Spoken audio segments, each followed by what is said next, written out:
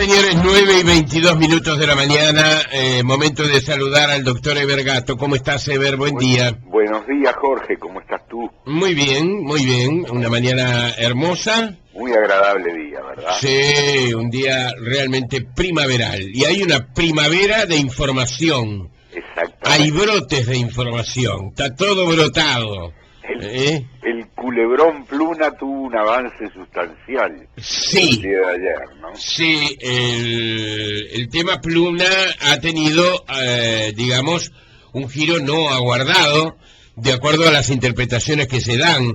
Hay otras interpretaciones, por ejemplo, el senador Carlos Moreira dice que el comunicado no es demasiado claro en establecer de que sí, efectivamente, se va a ejecutar el boleto que correspondía pagar a la empresa Cosmo.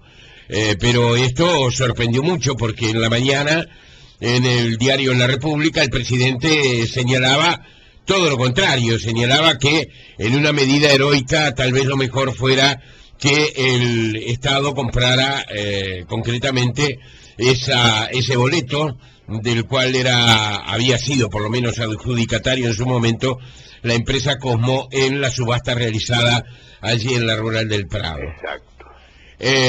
Idas y venidas, pero independientemente del destino de Pluna hay otras cosas. ¿Qué significa esto para el Frente Amplio? ¿Qué significa desde el punto de vista político-electoral, me preguntas tú? Sí, desde el punto de vista político, por un lado, desde el punto de vista electoral tal vez sea más difícil saberlo. Evaluarlo. Exactamente. Ayer, por ejemplo, ayer Ignacio Sosnávar señalaba a través de un trabajo realizado por equipos que en general las interpelaciones no dejan un efecto muy importante en la gente en cuanto a su voluntad de voto. Es así, es efectivamente así, hay toda una experiencia. En ese sentido, a la gente le interesan poco las interpelaciones ni siquiera se transmiten en televisión o por radio, de manera que es un suceso político que suele tener consecuencias mucho menos espectaculares de lo que parece.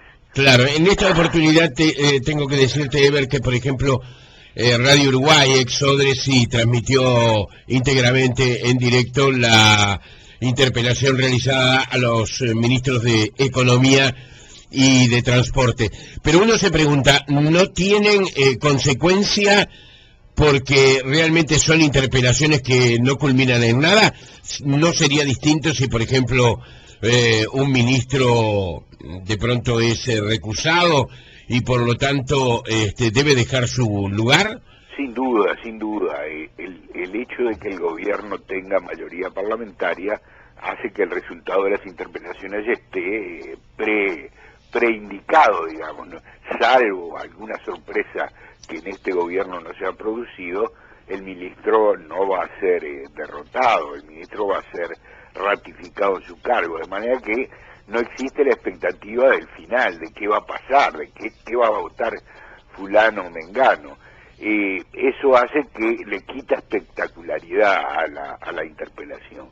Ahora, yo de todos modos creo que en este caso Pluna es más que la interpelación, ¿verdad? Es todo un problema que se le presenta a este gobierno de manera bastante inesperada, donde su conducta va a tener seguramente y está teniendo reflejos políticos muy claros, resultados, consecuencias políticas que son notorias.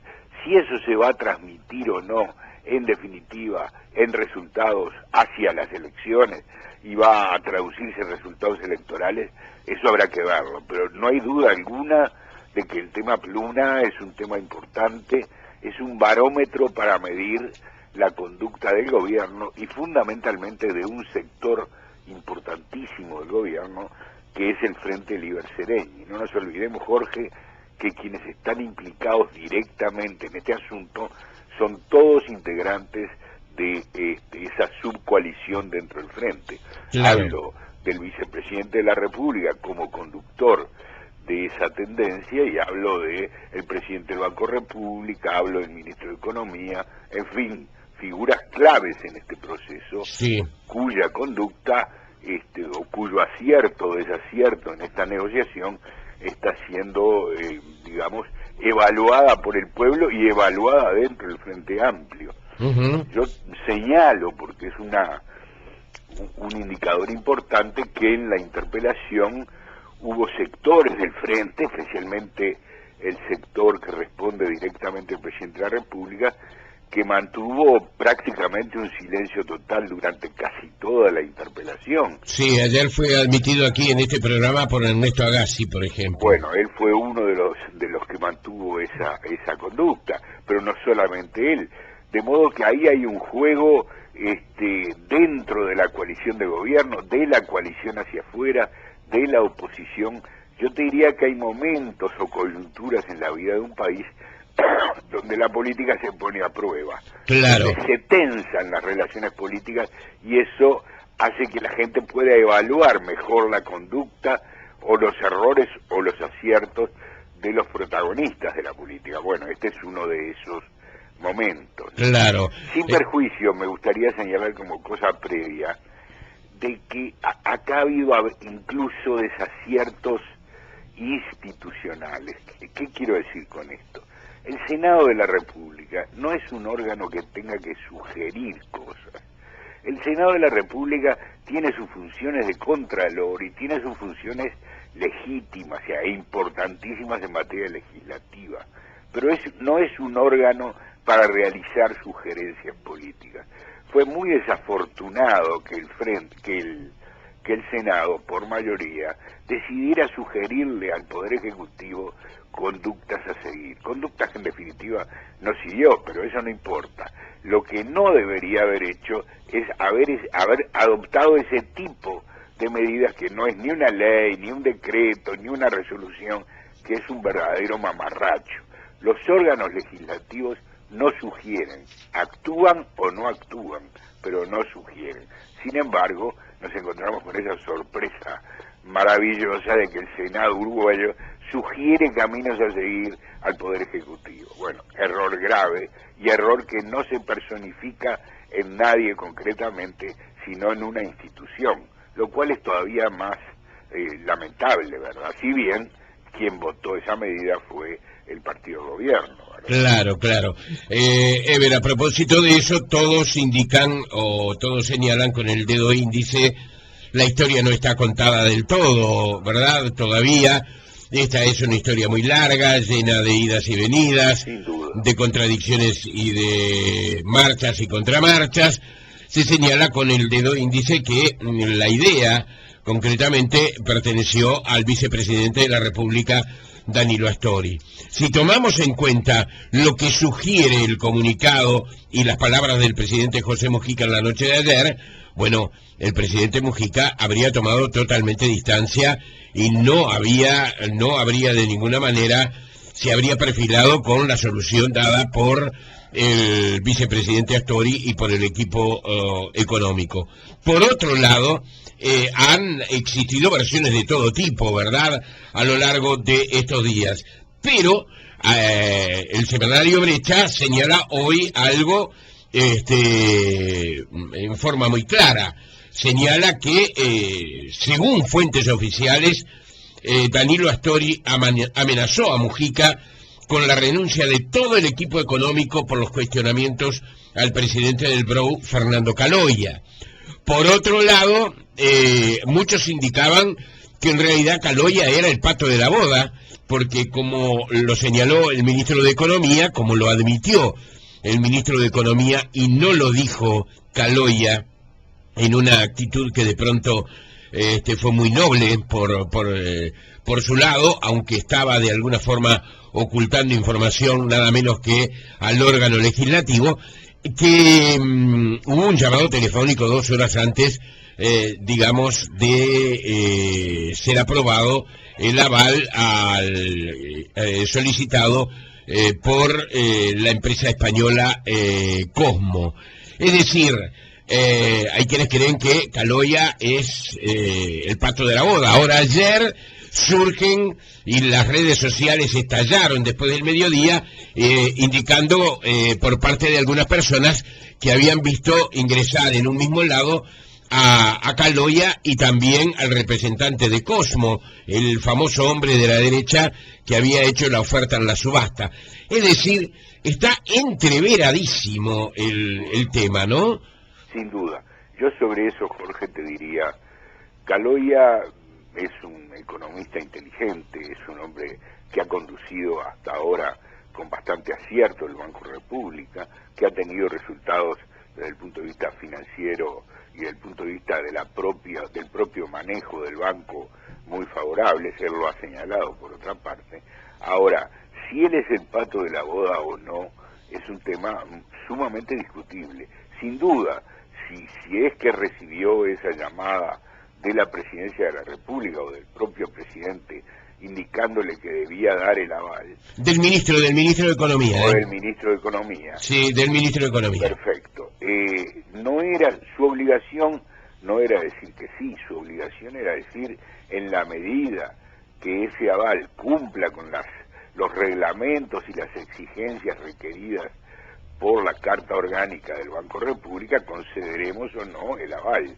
Él se debe, más que al ministro de Economía, al cumplimiento de las competencias que le asignan la ley y el reglamento, de modo que yo lo entiendo, este es un planteo quizá teórico, frente a una emergencia donde se produce un problema grave y es llamado para tomar una decisión, debe tomarla, pero, en una materia de la delicadeza de esta, donde hay intereses públicos en juego muy importantes, donde la imagen del país puede ser vista desde el interior y desde el exterior a través de los actos que se toman, yo creo que no es argumento, no es defensa decir, me pidieron que lo hiciera. Yo hago las cosas si debo hacerlas y si la ley me dice que las haga. Y no las hago, fueren cuales fueren las consecuencias, si claramente era ilegal otorgar ese aval. Yo no sé si era ilegal, no quiero juzgar por, adelantándome a los hechos, pero todo parece indicar que ese aval está atravesado por incógnitas muy importantes, ¿verdad? Sí, ayer el presidente de las compañías de la organización que une a las compañías aseguradoras en nuestro país señala que el aval de la empresa argentina no tiene valor en el Uruguay, ya que no actúa en nuestro país. Bueno, si eso fuera así, habría una violación grave. 13 millones de dólares, por otra parte, no es unas cuantas monedas despreciables. Para la magnitud de los negocios en Uruguay, para la propia magnitud económica de nuestro país, 13 millones es una suma importante. Y si el aval se otorgó sin que la avalista tuviera siquiera los permisos para actuar en el país, la situación sería doblemente grave, ¿no? Claro. Eso se va a saber en los días por venir.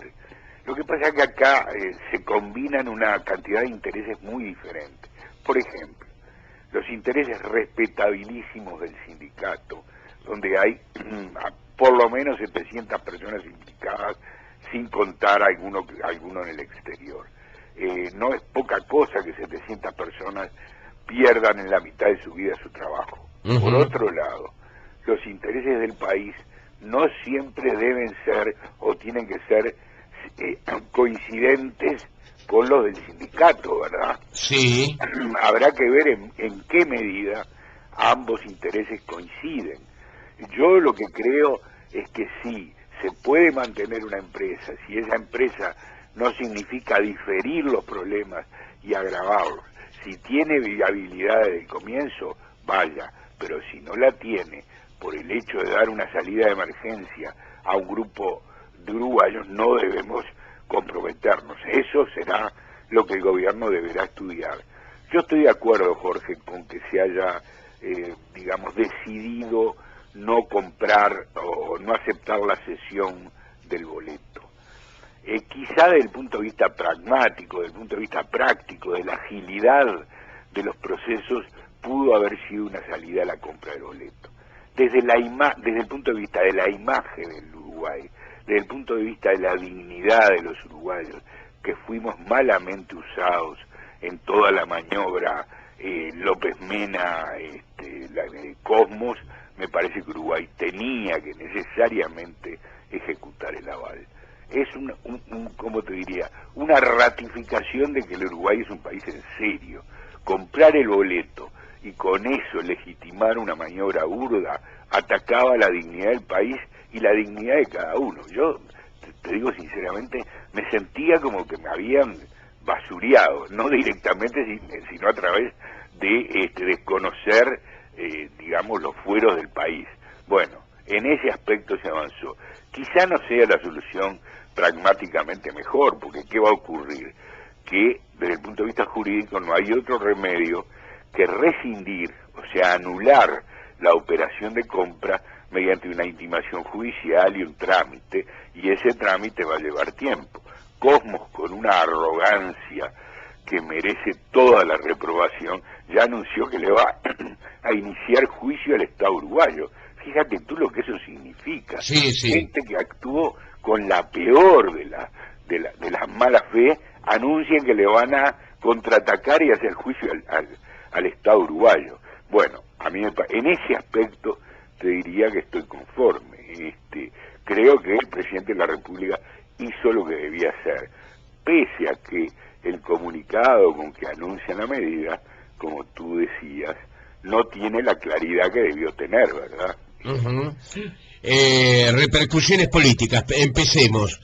¿Crees que dentro del Frente Amplio ya se señala, o por lo menos es sugestivo, digamos, un cambio de actitud o de actitudes diferentes de sectores del Frente Amplio, según estén comprometidos sus representantes en toda esta operación, ¿verdad?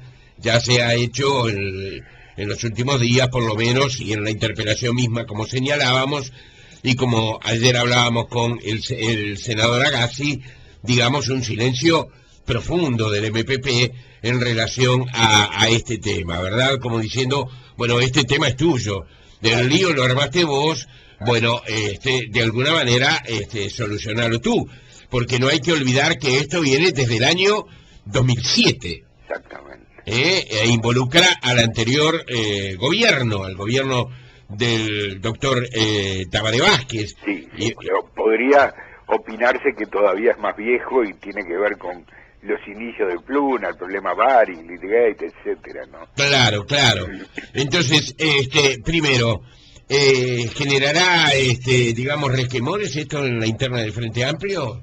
Yo creo, y ahora cambio de escenario y me voy al del análisis político, me parece que sí, Jorge. Yo creo que esto, con todo lo complejo que resulta para el Uruguay, para el MPP viene como una especie de tabla de salvación. Creo que el jueves pasado analizábamos cómo las últimas encuestas muestran al partido del presidente perdiendo apoyo popular a pasos acelerados. De un apoyo del 30%, las encuestas le están dando un 7%, y así que es un proceso de descomposición partidaria terrible, mientras se fortifica el Frente Liber Seregni, que tiene un tercio dije un 7%, no, 7 puntos el MPP, mientras que tiene un tercio el Frente Liber Seregni, ¿verdad? Eso da un proceso muy complejo para las fuerzas más oficialistas del gobierno.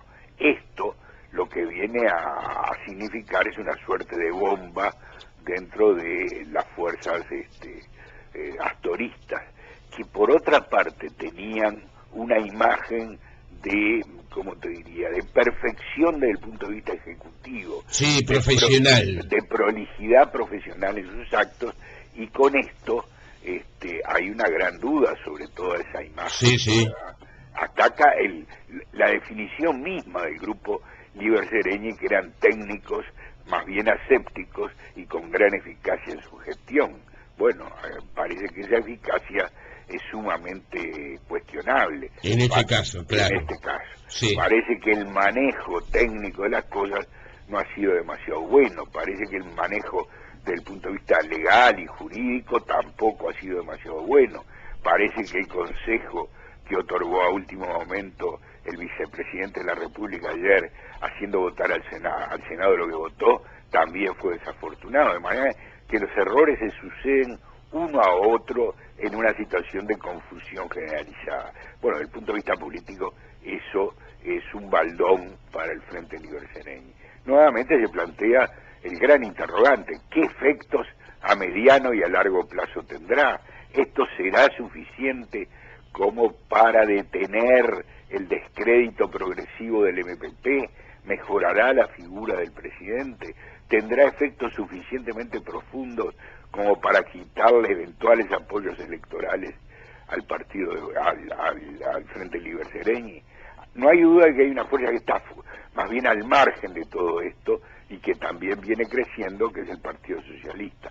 Yo te diría que el efecto más inmediato, más notorio que se puede predecir, es un fortalecimiento del tercer polo del Frente Amplio, conformado por el Partido Socialista. Claro.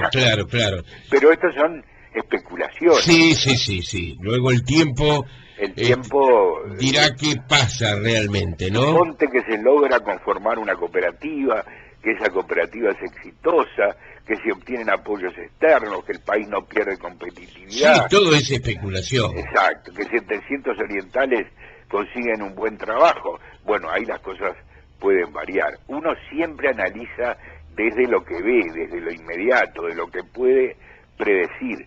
Más allá, la especulación se vuelve muy complicada, ¿verdad? Sí, no, y el dato no menor. Exacto. ¿Se cobrará o no se cobrarán los 13 millones de dólares? Exactamente. Uno tendería a pensar nuevamente en el plano especulativo que ese aval, es decir, primero, a Cosmos es prácticamente imposible cobrarle. Se sabe que no tiene responsabilidad patrimonial. Sí. Segundo, cobrarle a la avalista, es decir, a la empresa argentina que otorgó el aval, bueno, el panorama parece bastante oscuro, no solo porque esa empresa no tiene credenciales en Uruguay, sino porque aparentemente, de acuerdo a los trascendidos, no tendría tampoco responsabilidad patrimonial. Eso implicaría que cobrar es una empresa muy difícil.